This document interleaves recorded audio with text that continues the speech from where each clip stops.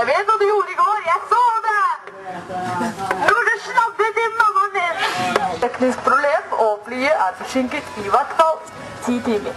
10 timer? Cirka.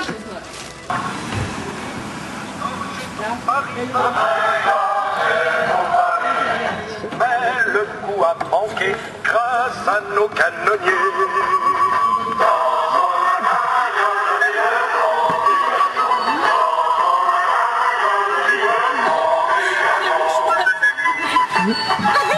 Monsieur Péton avait promis.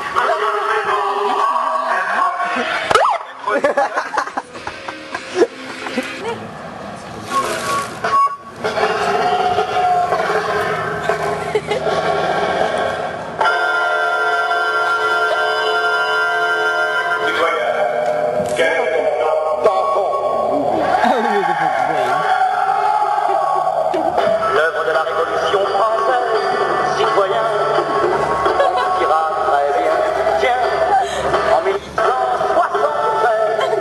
on dira très bien, dans le peuple.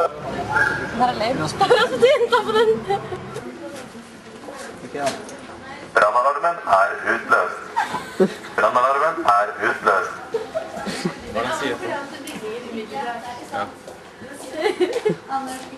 Det er for realistisk, altså.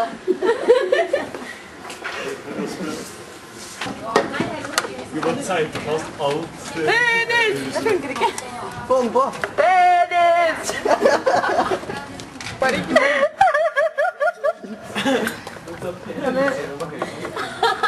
Det er best til at jeg lever. Nei, Johanne, du må... Hei! Hva skjer da bak dere?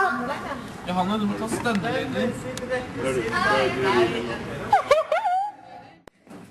Du er ikke klarert for å forlate klasserommet. Si noe vist, kamerat Eivind. Alle behold roen, dette er en nødsituasjon. Ja, hva så er på filmen? Strømmen er gått. Strømmen er gått. Oh yes. Vi kom til å dø.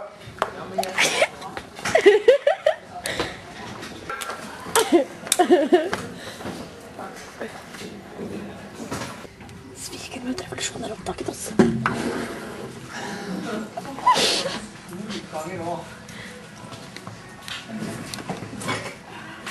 Sviker!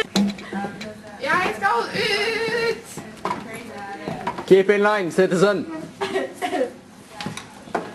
I'm escaping! Nei.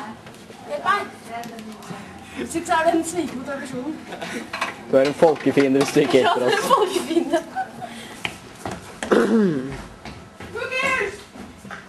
Strømmen er tilbake, revolusjonen er avlyst. Nei! Revolusjonen er på meg nå! Ingen revolusjoner! Johanne har blitt gal! Revolusjonen er over. Nei! Jo! Leve revolusjonen! Nei! Ditt svin! Sviker mot revolusjonen! Kapitalistsvin! Du er en spion! Du kan konspirere mot meg! Hvis jeg fikk 10 meldinger. Men da tar du noe bak. Han sier nei. Nei, Ingrid har ikke noe å si. Du må offre deg litt for revolusjonen, Kissi. Så da drikker du cola med han? Jeg loggfører revolusjonen. Jeg beviser at den har funnet sted. 1, 2, 1, 3. La oss se på litt seg. Nei, slutt. Achtung, Achtung! Hei du der, legg deg ned på bakken. Legg deg ned. Jeg ser deg. Hei du. Legg deg ned. Hva er det for noe? Nei. Hva er det du har der? There was even going to be a party for you. A big party that all your friends were invited to. I invited your best friend, the companion cube. Of course, he couldn't come because you murdered him. All your other friends couldn't come either because you don't have any other friends. Because of how unlikable you are. It says so right here in your personnel file. Unlikable. Liked by no one. A bitter, unlikable loner, whose passing shall not be mourned, shall not be mourned. That's exactly what it says. special. It also says you were adopted, so that's funny too.